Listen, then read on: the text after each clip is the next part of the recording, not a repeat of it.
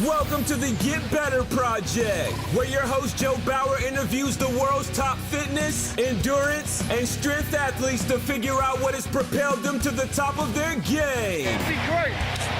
Let's be great. Listen, learn, and start getting better today. Here we go. Welcome to the Get Better Project, where I'm excited to have pro mountain runner Sally McRae on the show. Sally, how are you doing today? I'm doing great. Thanks so much for having me on, Joe. Yeah, I'm excited to get to know you a little bit better and share that with the listeners and viewers. Before we jump right into it, I found something really cool on your website that I wanted to share with everybody. Okay. Quote, it said, dedicate yourself, not for recognition, but for something greater. Dedicate yourself and don't quit, don't quit, don't quit.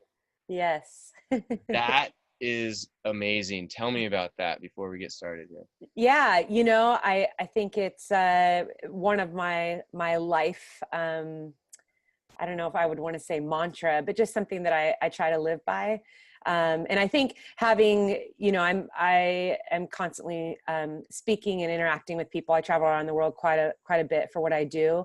I'm also a coach. And so, one of the greatest things that I have learned in my interactions with people is a lot of the stress and feelings of, not being able to reach a goal or not be able to do something is because we base so much of what we do on other people's opinions or pleasing other people. We base it on that fear of failure. And a lot of times the fear of failure comes from, I don't want everyone to say, well, I knew you couldn't do it, and so I think that when we don't base our goals and our life on what other people think of us or their opinions or even their praise, we live a more fulfilling, more courageous life. And, one of the things that I say in conjunction actually with that quote is, if you walk into a room, or wherever you go, if your whole focus is to love people instead of to impress them, then you're going to be able to hold your head a little bit higher because you're taking your eyes off, stuff that's basically fleeting really when it comes down to it. So, I've stood on podiums all over the world. I know what it feels like to win and to get that moment of, oh, I did it. I made it. But it's so fleeting. And then we're always looking for the next thing. So I think that's just how I want to live my life. Is it's not based on, it's based on something greater than me. So I love it. I love it. So let's dig in. And I'd love to know how you grew up, where you grew up. Did you play any sports? Did you have any kind of parental or mentor figures that brought you up to the place where you are today? Yeah, I grew up in a family of 7 here in Orange County. I'm in Huntington Beach right now. It's pretty much my hometown. I am the middle child. There's 4 girls and 1 boy in my family. And we had a pretty active family growing up. We were, I guess I didn't know this at the time, but probably within the area that I live in, we were considered poor. I never was aware of that. And, having traveled around the world and seen devastation in truly poor places, I would never say that I was without. I had food on the table every day. I had a roof over my head. But I usually had holes in my shoes, and, we didn't have dental or health insurance growing up. Just a lot of the basics, we didn't have. But my parents both worked really hard, and my dad was the commissioner of AYSO in our area, and he was also a referee and a coach. And so all of us kids got to play soccer for free because of that. So I grew up as a soccer player, and that really is where my love came from. I was around 12, 13 years old when the big women's soccer really blew up, Brandy Chastain ripping her jersey off on the field and throwing it over her head. So that really sparked a desire in me to want to be a professional athlete. And I really wanted to be a professional soccer player. I was slated to be the first person in my entire family to go to college. And, I grew up with a very encouraging mother, and she believed in every crazy dream that I had for myself. So I don't know if I should pause there, but that's pretty much my upbringing in a nutshell. Cool. So were your parents athletes? No, my mom was, well, my mom was, but she stopped after she had kids. So she was an incredible dancer. And I often actually tell this story, but she was an amazing dancer. And when she was in high school, her best friend made fun of her costume, so she quit. Oh, And but this story is so powerful because when I was 15, I was really small actually for a while, like all the way into high school. I was like 4'9" as a freshman. I was like 85 pounds. I was really tiny. And but I was a great soccer player, and I made the varsity team as a freshman. I was a top scorer. We were like undefeated, back-to-back league champions. And you know, I couldn't afford to be on a club team, but I had shared one day with my teammates on my high school team that I wanted to be a professional soccer player and I wanted to go to college. And some of the girls just kind of snarked at me. They're like, you play AYSO, like you're not even on a club team. And you're also really small. I mean, they just like, you know, listed all the reasons why that wasn't going to happen. And I came home really defeated. And I remember having this conversation with my mom in the kitchen. And she said, you know, there's always going to be people that are going to tell you that you can't do something, but don't listen to them. And she told me that story of how, because she listened to somebody that told her, you can't do this, or those costumes are ridiculous. You know, why are you doing that? She gave up on her dream. And so her message to me my entire life was, don't ever give up on your dreams, believe in yourself. And so I think that's why, and I had a lot of crazy dreams. Like I wanted to go to the Olympics for gymnastics. Like I really, and there was like, I was not a great gymnast, but she was like, yeah, go for it. You know, it was just like everything she was supportive of and really encouraging. So I think that was the mindset that I grew up with, and the constant encouragement that I got was just go for it. And so I did. I actually ended up getting scouted by the girls that told me you can't do it. They were on like one of the best soccer clubs in the area.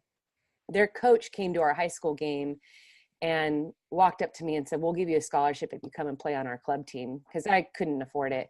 And I ended up taking the place of the girl on the team who I started in front of her, who had put me down. So it was just like came full circle, you know. It was crazy, because had I been like, you know, whatever, this isn't for me, that wouldn't happen. But little things like that kind of spurred me early on in my life to, well, maybe if I just try, you know, maybe if I don't believe what they're saying, maybe, you know, if I go against the odds and what society is saying about this little poor girl that's too small and doesn't have enough funds to pursue her dreams, you know, I'm going to keep working hard and just see what happens.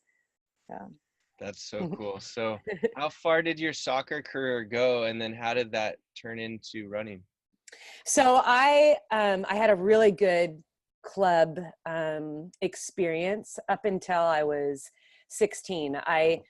We lived in Menifee, Temecula area. We call it the 909 area for about 6 years of my life. And then we moved back to the beach when I was 16. But when we moved back here, my mom was about a year into breast cancer. And at that time, when they had first found it, it was terminal. So as I said earlier, we had never been able to afford to go to the doctors. And so when they found it, they just said, Diane, there is nothing we can do.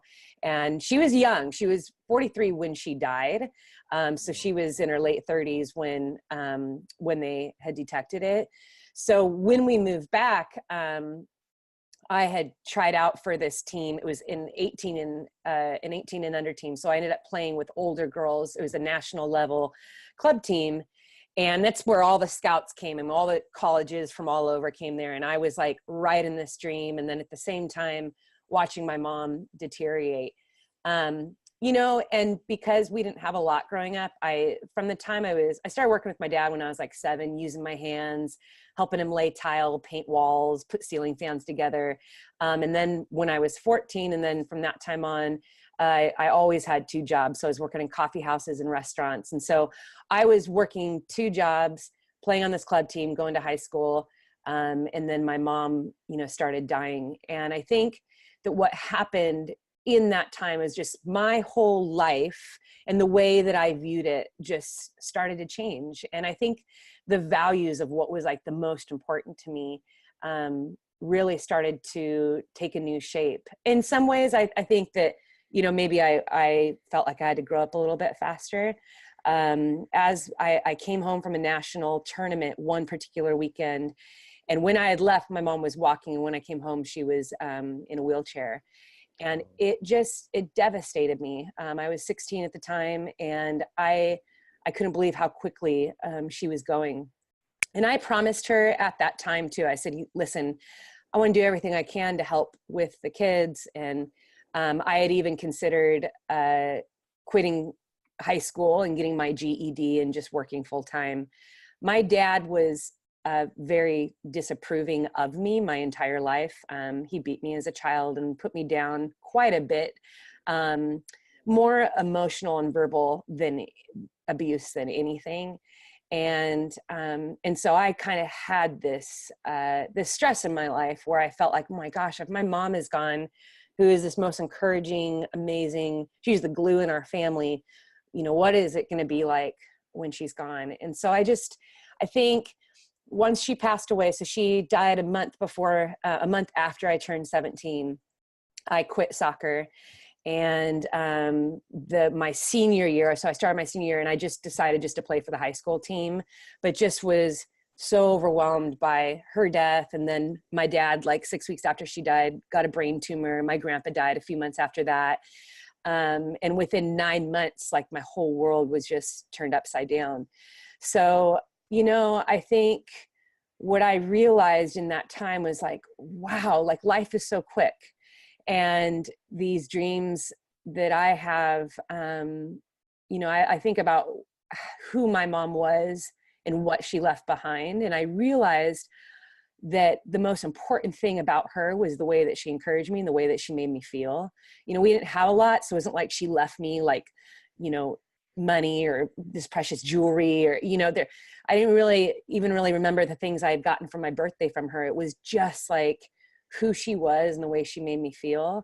And that was what I really cherished in that time. So I quit soccer, and I really made this vow, I'm going to take care of my siblings. And I started working. My two older siblings, they kind of took off after my mom, about a year after my mom passed away. So towards the end of my senior year, a really good family friend said, you know what, Sally, your mom would be devastated if she knew that you did that. She would be so sad to know that you worked so hard toward a dream and that you gave it all away. And there was quite a few colleges around the nation that had sent me interest letters, Dartmouth and Stanford and Berkeley and just all over that I had places I had dreamed of going to, and I didn't return any of them. And here we are at the end of my senior year, and she said, we're going to go look at local colleges. So she dragged me around to Chapman College and Concordia College and Vanguard, and then took me to this small school called Biola University up in La Mirada. And I said, I am not going here. This is the last place I want to go. And, there wasn't any scholarship money left by this time. Everyone already knew where they were going to school. But the soccer coach came out and said, we know who you are, and we'd love to have you on our team. And there's girls on this team that are willing to give up some of their scholarship if you'll come and play for us. And I was just completely floored by that. And so honored that these women would give up what they had worked for a stranger to come and play on their team. And so I ended up going there. And, from that time on, I just took a different approach to playing soccer. I saw it as an opportunity that, soccer was able to get me into college. Soccer was able to allow me to have, a degree and to meet lifelong friends. It's where I met my husband. And so I realized that truly was a gift that soccer gave me. But my dream of, being on the cover of a magazine and being this superstar, it just started to pale in comparison to things that were a lot greater to me at that time. And, the school that I was at, every summer they'd offer these really cool trips, and we would go you could go to different countries and do a lot of humanitarian work and stuff like that. So every time I'd travel, I'd go to like Ukraine and South Africa and Mexico. I'd play soccer with the people in the community. And it was like this universal language. I didn't need to know their language, but I could communicate with them through soccer. And it became so powerful that I continued to do that after I graduated from college. I continued playing and traveling as a way to reach people. And I spent a lot of time in South Africa. We'd put on these day camps for kids in impoverished areas. And I really saw sport as now not a way to lift up like myself and becoming famous, but now it's like I can reach people that are in prisons and homeless shelters and living in these mud huts, and I can take some time to love on them or encourage them, or, you know, bring some type of hope, even if it's just for a moment. So, so yeah, that's kind of how soccer totally changed. I know your original question is, how did I turn into a runner from that? I don't know if you want me to pause there. I feel like I'm talking a lot.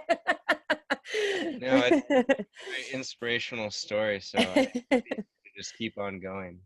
Okay. So the running kind of happened because, well, running's always just been a part of my life. You do it to stay in shape. It was always like supplemental to anything that I did. I ran it in races as a little girl and I really loved it. I was always really fast. And I did track and field in high school to stay in shape. And I loved the sprinting and the powerful, fast running, but nothing long, which is really funny because I'm an ultra runner now. But after I got married, I was an English teacher, and, you know, I started staying in shape just by running, and I still loved training. So I was still sometimes training even twice a day because it was just in me. That's how my whole entire life had been. And I still had a little bit inside me that was like, man, you know, I'd always wanted to be a professional athlete. And so there was that very deep competitiveness, you know, wonder at times. And so I started running like one road marathon a year, nothing great. I coached myself. I didn't have like amazing times or anything, but I enjoyed it. And then one day I was reading in Runner's World magazine about these ultra marathons and trail races and 100-mile races, which just sounded ludicrous, right? Like, who in the world does that? And I just thought, well, you know, the human body is pretty amazing. I've never think that it could do that. And I want to try it. So my kids were 1 and 3 at the time. And I started training on a treadmill at the gym because kids could go in the kids club there. I'd say about 80% of my training ended up being in the gym. I ran a fitness business. Yeah, I ran a fitness business at the time too. So I was coaching women at 5 a.m. and getting home by 6:30. Early enough, my kids were still asleep, and then my husband would go off to work, and then I'd take the kids to the gym and train. And so my goal was like, I want to be a great mom, and I want to see if I can kind of do this 50-mile race. That was going to be the goal. And so I trained for 6 months, and I had a handful of long runs on the road. I was terrified of the trails, so I never went out on the trails. And I lined up for my first 50-mile race in April of 2010.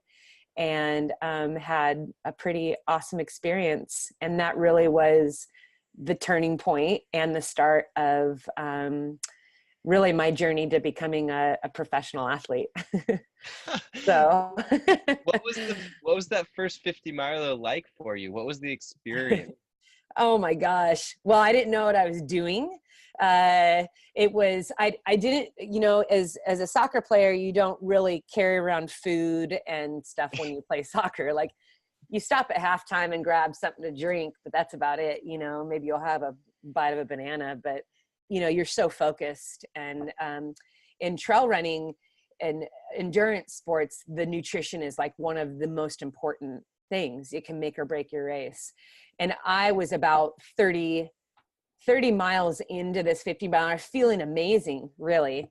But I think I maybe had a total of 200 calories, and that was just the Cytomax that was in my bottle.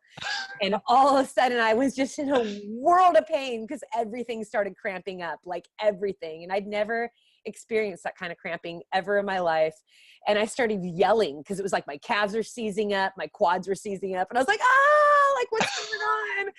And this guy comes running back on the trail. His name's John Blue, such a sweetheart. And he's like, when was the last time you had salt? When was the last time you ate something? Like, and I was like, what are you talking about? Like, nothing.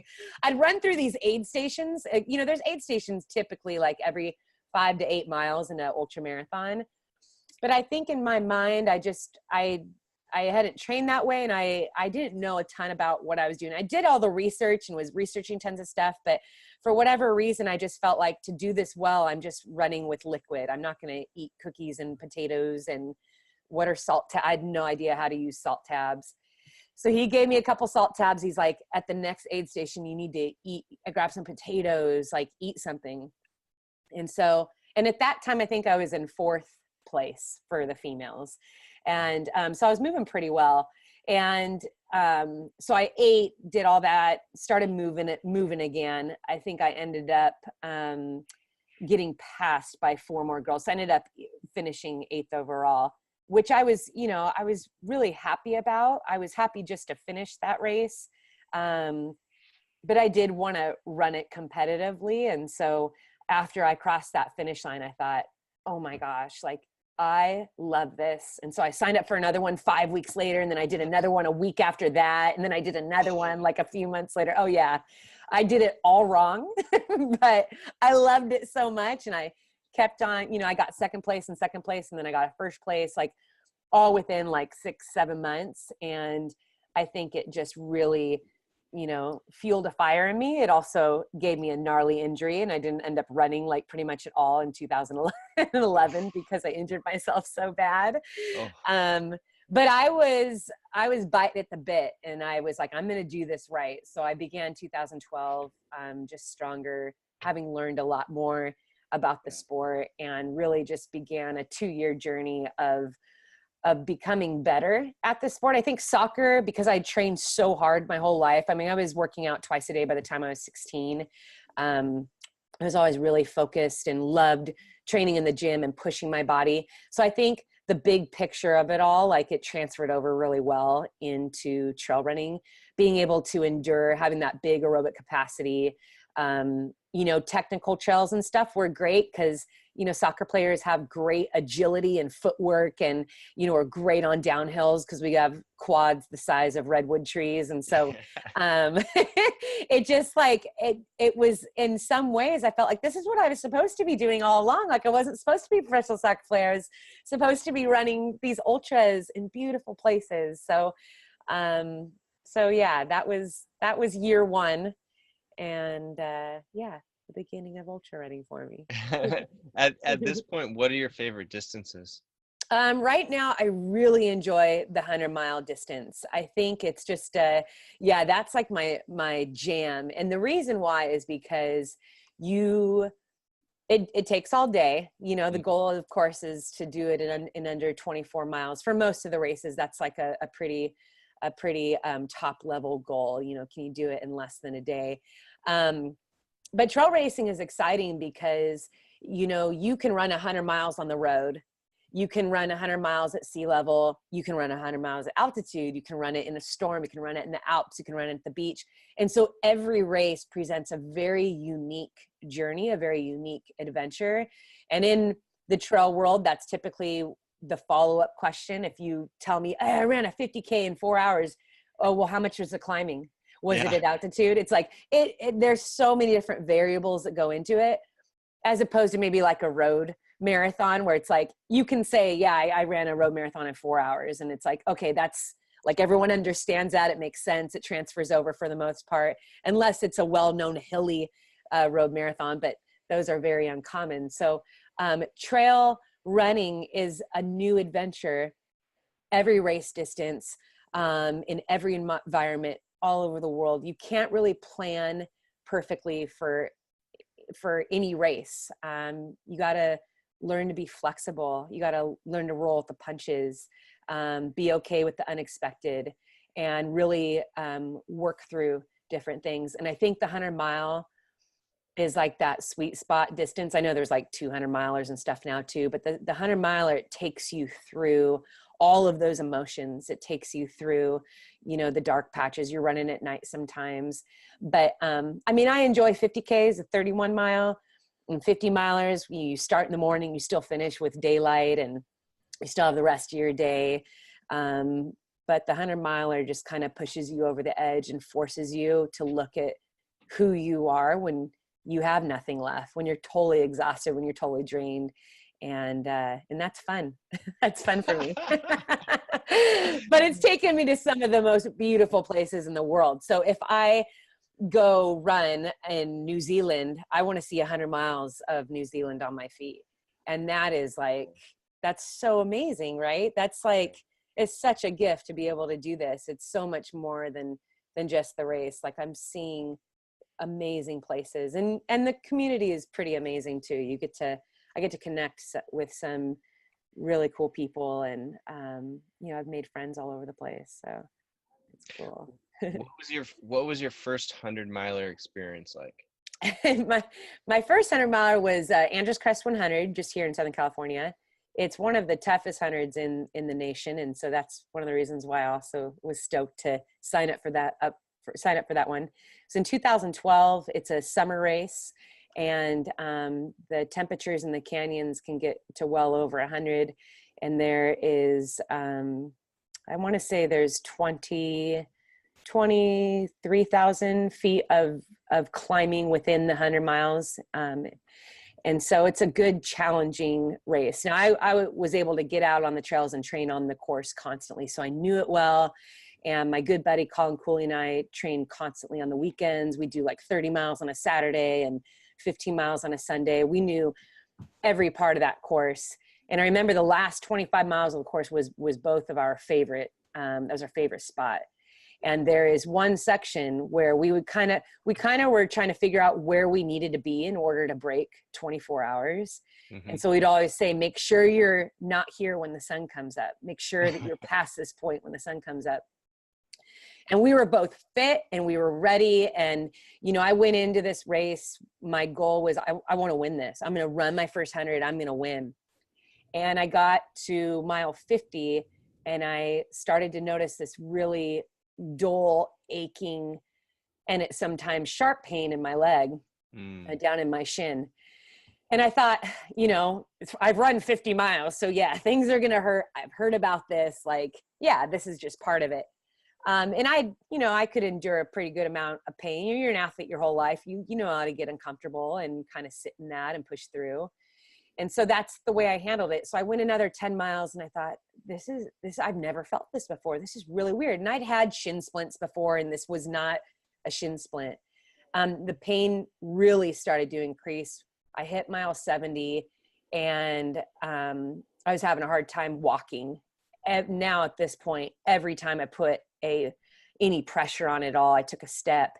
It was now just a very sharp pain in my leg, and it felt like kind of like a knife was being driven into my shin. And I thought, oh gosh, this might not be a shin splint. I'm not sure if this is going to go away. And I hobbled, started walking pretty slowly the last, especially the last 25 miles, and crossed the finish line. I made it my point to cross the finish line no matter how much pain I was in. But I did cry when I got to that spot where Colin had told me, you want to be past this to get the 24-hour buckle, and knowing that I was going to miss that. And I hobbled across the finish line and straight into crutches. We found out that I had indeed a stress fracture in my leg. So my first 100-mile experience was painful, but it also kind of showed me too, just how resilient we can be. Now, I wouldn't always recommend that. Oh, it's broken, keep going, bro. But like, but it did teach me a lot for races after that. What I'm capable of. I mean, it took me out for the rest of the year. So, there wasn't any running after that. And that was a big bummer. But I think I had to decide like I could quit because it hurts so bad, but what's the worst that I could do now? It was like, I'm not going to break it more. There's not going to be so that's kind of how I reasoned in my mind. Maybe I could have done something a lot worse. Maybe it could have come through my skin or something, but I thought I can endure this. I can endure the pain. I trained so hard and I want this to be a great experience. So, or something that I remember as a good experience, and we can learn even in those situations. So yeah, crossed the finish line and started 2013, feeling very ambitious about not being injured and having a strong year. So I learned a lot. Nice. Yeah. What are your current goals? Right now, I'm just really, this year in and of itself is probably going to be the toughest racing year that I've ever had, and Okay. so my big goal every year is just that I always do something new, and that I push myself to just to reach bigger goals and not be afraid of them. I always want to get better. And so at the beginning of every year, I sit down with my coaches and we talk about that. Like, how can I be faster? How can I be stronger? What can we change in my training? How can I recover better? I think that's probably really common for a lot of athletes. We ask a lot of those questions, but I just never want to be complacent or chasing down the same, race over and over. I want to try new races. And so I'm going to be doing some pretty gnarly races this year that are going to both scare me and really push me over the edge. So so that's that as far as training goes. 2019 race goals. Nice. So. How much time do you spend training in a day, in a week? And let's say when you're training for a particular race? Mm-hmm. So I'm just now starting back in. My season has just started just a couple weeks ago. So I'm still kind of like in a building phase, or what we call like a base phase. But when I'm in full swing, and even I guess like right now, so right now I'm like only running 60, 70 miles a week. But when I hit like my more heavy peak training, I'm between 100 and 115, maybe 120 miles a week. So I usually get up around 4:00. I'll do like an hour and a half, 2 hours in the gym, and come home, get my kids ready for school, get them off to school. And then it's usually some type of business stuff that I have to take care of in the early morning. I'll do my emails and my phone calls. And then I will head out for my big run of the day. And that's either up in the mountains or just here on local trails. And then I go to O2 Health Lab, which is like a sports recovery type of place for me, where I do cryotherapy. I'll do hyperbaric. I'll get in the recovery boots, sitting there for a while, get a good meal in, and then I head home for round 2. So I'm looking at typically anywhere between, on any given day, 5 to 7 hours of training takes up my day. And a lot of time in the gym, a lot of time running. So What's the gym look like? So gym I usually use it the first half hour to check in with my body. I just call it like a body check-in, and it really helps me gauge, like just get like an honest picture of what my training day is going to be like. So sometimes I can wake up and like, why does my hip flexor, why is that so tight? So I know then that's what I'll be working on in the gym that day, is loosening up, stretching it. Maybe I'll do some strengthening exercises to target it. And then I'll kind of assess whether or not I'm 100% for my run that day. In addition to that, I'm always doing strength. I'm a big believer in strength training. So, I'm not like flipping tires or anything, but I do believe that if I'm going to run up mountains and go for that long, I need to have a strong base. So I do everything. A lot of focus though is on dumbbells. So I use dumbbells a lot of single leg stance exercises. But I'll hop on the rowing machine and the assault bike too, and the stair mill. And I have all these fun little workouts that I'll put together to keep it interesting, because I've been going to the gym for most of my life. I gotta keep it interesting, but I love going to the gym. So sometimes I'll run on the treadmill, depends on what the day is like, but usually it's just strength training, focusing on core and getting my body ready for a long day of running. Cool. And with your running, is it, as an ultra runner who's running longer distances, is it just putting in the volume, or are you doing different paces, different intensities? So if you want to, I think old school ultra running may have been a lot of just run as far as you possibly can. It's like on the weekends and stuff. I used to research like what were the old training plans I could find. It would be like, 5 or 6 miles like during the week, and then they'd run like 50 miles on the weekend or something crazy, and not a lot of workouts. But now, like when I turned pro, I feel like that's also around the time that ultra running really started changing. A lot of the big brands were starting to come in, and we saw a lot of athletes, great athletes, elite athletes coming off the road into ultra running too. So the sport really started changing, and a lot of different training philosophies started to flood the scene as well. And what people realize is, it isn't really that much different from training for a road marathon. Our long runs are longer, our tempo runs are longer, but if you want to be competitive, you have to be doing speed workouts and hill repeats and getting on the track and tempo runs. You can't just do the sport and just think that a long run of 30, 40 miles is going to make you, a great athlete. So yeah, my schedule kind of looks like maybe what a road marathoner would be doing. It's just everything is longer as far as like the duration goes. And then of course my long runs are longer. So, okay. And what are your philosophies on diet or nutrition? I'm a big believer in eating in a way that fits you. And so obviously the basis of I'd say the basis of any good diet is going to have you be eating whole foods, eating clean, staying away from processed foods and sugar and alcohol and grease, all that stuff.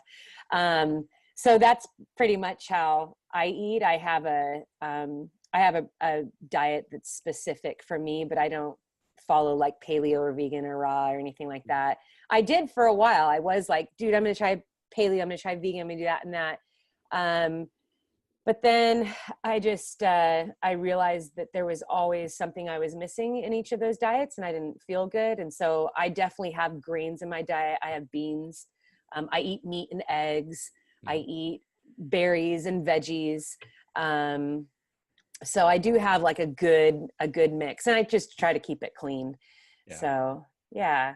I recently did a blood test and a hair test, and so it revealed some things that I could and couldn't eat. I mean, weird things like I shouldn't be eating kale, like that's actually not good for my body. And that was really fascinating to me. And so I think that's why I've moved towards this, like, we got to find what's good for us to eat. One diet, there isn't a one diet that fits all, Yeah, totally. I believe the same thing. And I should note that Inside Tracker was a company that kind of put us together. And have you found that anything interesting like that, like with kale, anything else? I know that like my body rejects red meat, and I thought that was really interesting. Oh, wow. Really? Yeah. Were you bummed about that? No more In-N-Out burgers? Totally bummed. And it's not like I completely get rid of it, but it's like I absorb iron like crazy, which is weird for someone that does a lot of fitness. So yeah, no more red meat for me. But I think it's really interesting in talking about individually, and it's like, yeah, we can do paleo or keto or whatever it may be, but is that really right for us? Yes. Oh man, that's so true. I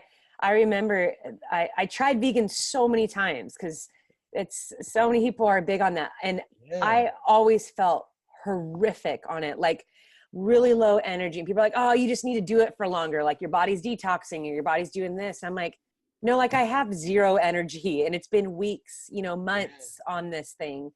And I realized like I need to be eating eggs. I need to be eating red meat. So like there was like, you need to increase your red meat. You need to eat beans, you need to eat grains, like this idea of, have some brown rice. You need to have some oatmeal. I'm like, what? Those are all things I thought I wasn't supposed to be eating, So, so yes, Inside Tracker was pretty fascinating. It's both, I have like a love-hate relationship with it because, I'm all excited to see my numbers. I'm like, how am I so low? Right. How am I so low on that? So, but it keeps me in check too. Like it really forces me to, be pretty disciplined with my diet.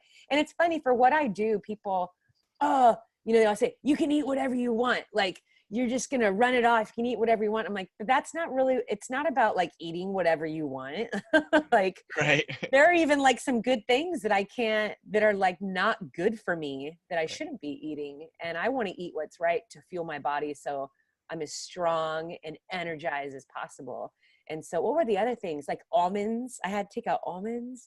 Really? Yeah, it's so great. There's certain berries I couldn't eat, certain fruits, certain vegetables, and just things that were having a negative reaction in my body. So I thought that was really fascinating. So really so grateful for Inside Tracker. Yeah. Yeah, absolutely. Me too. Do you happen to know how many calories you consume? Very common question. Let's see. I don't necessarily count them because I'm a boring eater. So I pretty much, I'm eating the same thing all the time, you know, but I I get think, it. Yeah. yeah, and it depends on what I'm doing for the day. So Sure. sometimes it could be, you know, 2,200 calories. Sometimes it might be 4,000 calories. But I eat a lot. Just to be able to sustain what I'm doing. And I'm eating, you know, while I'm training. So if I go out in the mountains for like 6 hours, I need to be eating in order to get up some of these, you know, some of these climbs I'm doing because I'm using a lot of energy and having to practice that for race day. And you have to fuel constantly on race day. And so I have to always be used to running hard and digesting food at the same time. And that wasn't easy to do when I first started running. Like my stomach was super angry about that. So learning about what foods actually fuel me and ones that make me sick, you know, that took a long time to really nail that down. So What do you like to eat while you're training or racing? well, my sponsor is Spring Energy, but I actually, when they first approached me, I took like 2 months before I really was convinced. Well, actually, not so much convinced, but I feel like I have in many ways a great responsibility for the products that I condone and actually say that I use. I want to be true to them. So, you know, brands will approach me, but if I don't like that and I don't use it, I'm not gonna say that I use it just because you give me a paycheck. So I had at the time was very actively looking for nutrition. And so I was trying different brands and just kind of doing that on my own, like quietly. And I loved Spring so much because it's real food. It looks like a gel pack, like what you see at any endurance sport, like goo. It looks like a goo pack. But it's not like that gooey substance that's like toothpaste and Vaseline all mixed up in one. It more has a consistency, I guess, almost kind of like baby food, maybe a tiny bit thicker, but it's all organic, real food. And it's put together by this sports nutrition scientist he's an ultra runner, but he's worked with professional and Olympic athletes from all over the world and has helped with their nutrition and getting them back on track. So he developed this because he was experiencing really bad GI issues when he was doing ultras. And he's like, I need something that's not super high in sugar, that's going to take me up and slam me back down. And I need something that is going to fit in with the diet and the way that I already eat. You know, athletes always talk about eating clean and eating well, and then we go and shove all this crap down our throats when we're racing, when we're trying to be at our best. Like, it doesn't make sense to be eating waffles and sugary gels when you're trying to push your body to its max effort. And so why not eat something that you're familiar with? And that's, you know, that's the food, real food. So that's really what Spring Energy is. And that's primarily what fuels me in all my long runs and all my races. Now, because I race all over the world, I don't always have a crew with me in some of the places that I go to.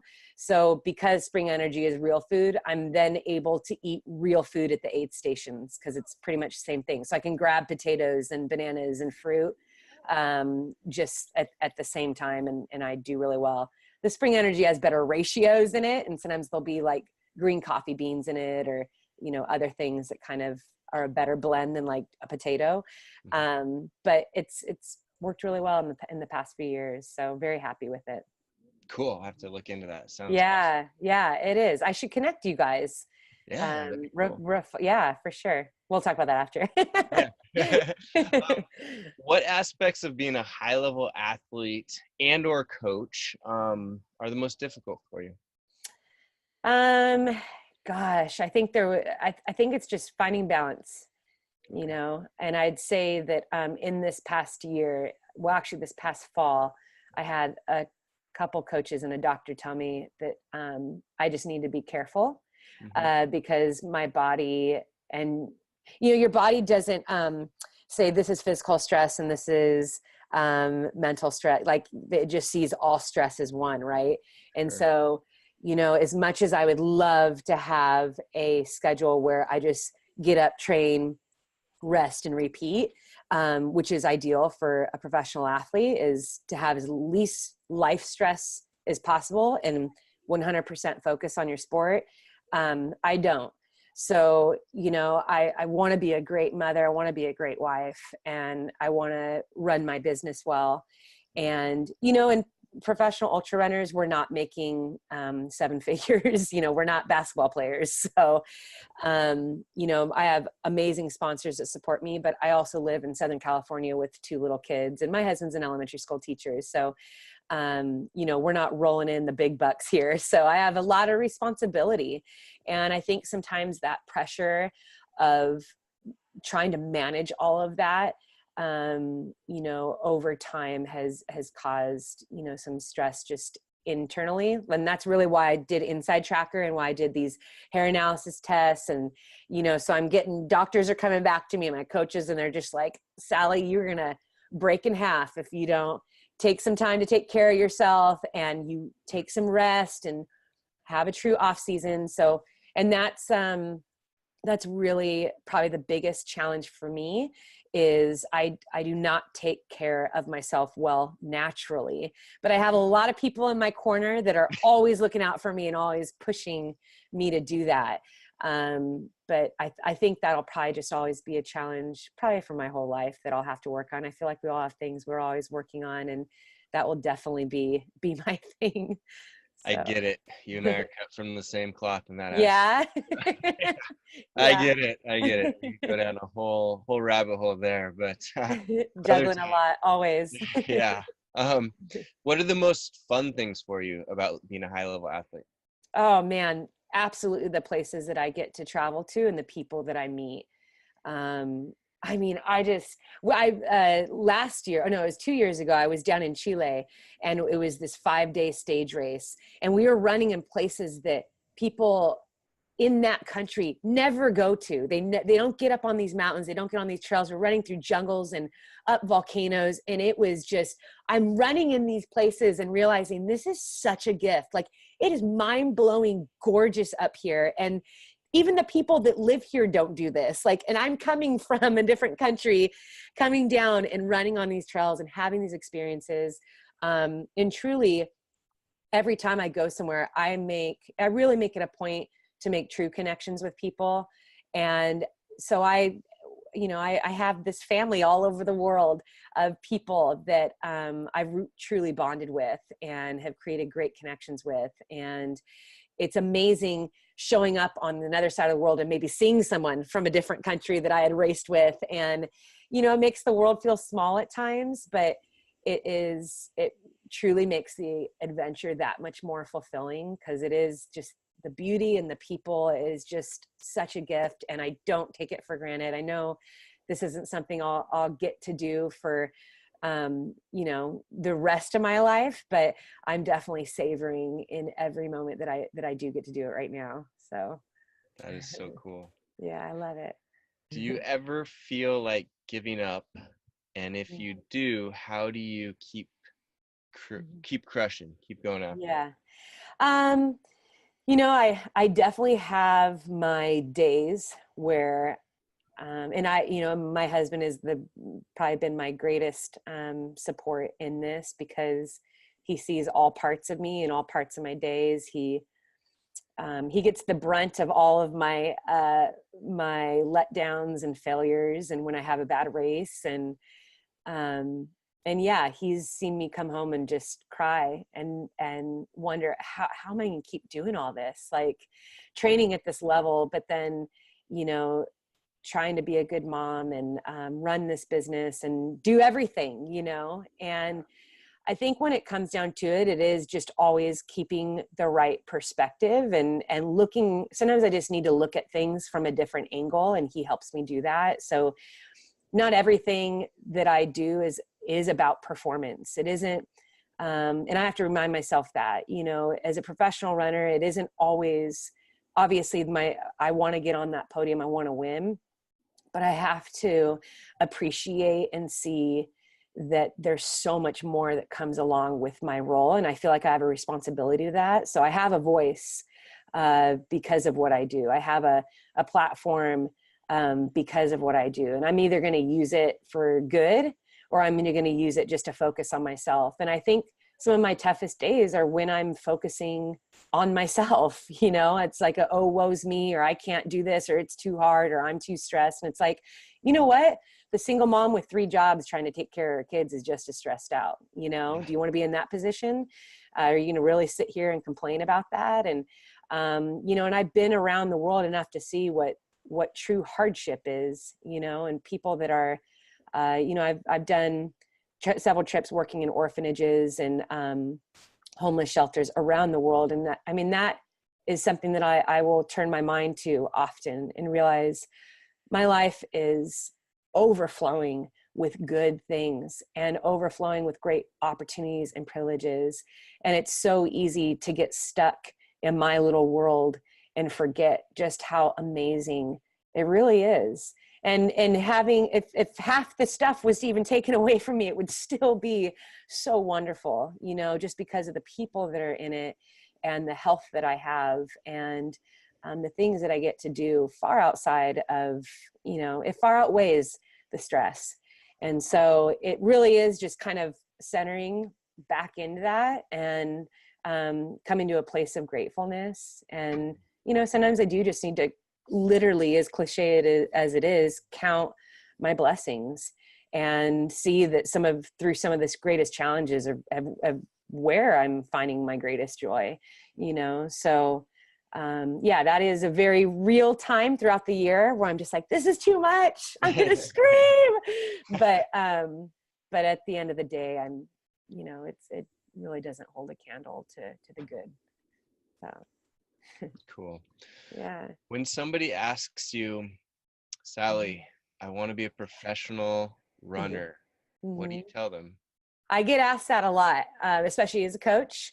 I get athletes that approach me all the time, like, this is what I want to do. Like, I want to turn pro. I want to, and I love looking at that person. If it's a face-to-face or, you know, if it is over the phone or through an email, that person is as an individual. So I don't have like this candid response that I give to everybody, but I love to really get to know the person. And the immediate next thing I do is I always encourage them to go toward that goal.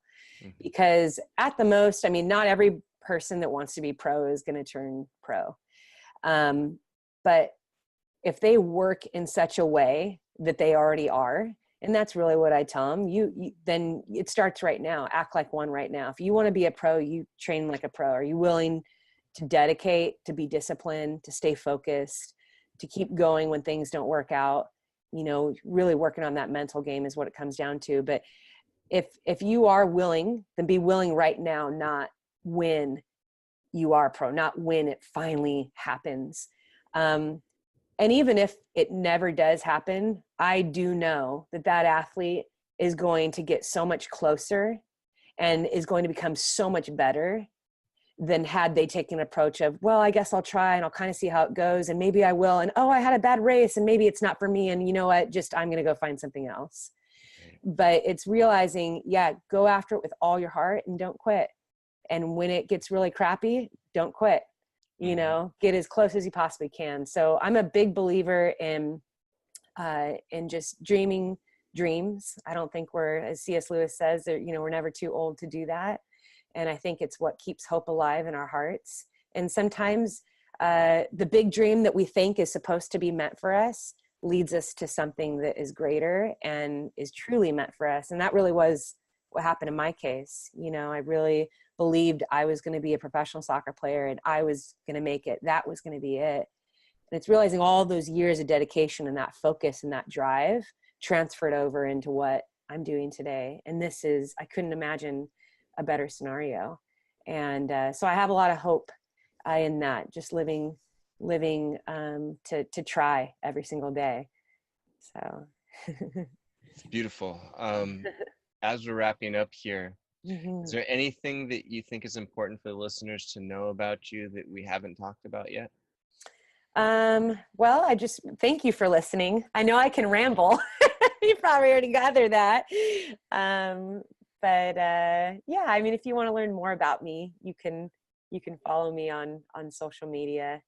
But I think I've shared quite a bit, and I thank you so much, Joe, for taking on me, a stranger, and allowing me to share here. So thank you. I think that you have a great story. I think you're a great storyteller. So I've been privileged to just sit here and listen, feel inspired. I'm like, man, I'm going to get outside the van here and be like, tell my girlfriend, I gotta go run a 100-mile race. We've been kicking it down the road for a few months now. And oh, really? Yeah? We've done a few, I've done a few 50s, and we always do some crazy stuff, but oh man, that, dude, go that for 100. it. Yeah, it's not as daunting as people think. You know what the best thing is ever though, is lining up for your first 100-miler and looking to your right and seeing the guy that's 72 years old, and you're like, why did I not do this sooner? And he finishes, it's like, yes, man, like, you have a dream and you focus on it, you work toward it, you can absolutely do it. I get that people ask me that all the time. When do you know you're ready for 100? And I'm like, when you want to do it. Are you going to commit to it and train for it? You can do it. You're ready. Yeah. So yes, Joe, do it. There's your good word for the day. I love it. 100. I might be following up this chat with an email saying like, all right, what races do you think I should look at? Hey, you are more than welcome to. I'd love to help in any way. How can people find you online? I'm Yellow Runner on Instagram. We didn't talk about that story, but you can hear that on other podcasts if you want to hear it. There's also a film about it. But I'm Yellow Runner on Instagram, Sally McRae on Twitter, sallymcrae.com is my website. Yeah, Yellow Runners is just a lot easier to remember if I meet people on trails and stuff. I'm just Yellow Runner because my last name's hard to spell. So Awesome. yeah, that's where you can find me, and yeah, I'd love to connect with you guys. So thank you. Cool. Well, Sally, this has been fantastic. Thank you so much for your time. Thank you for having a podcast. Yeah, we'll talk to you soon. All right.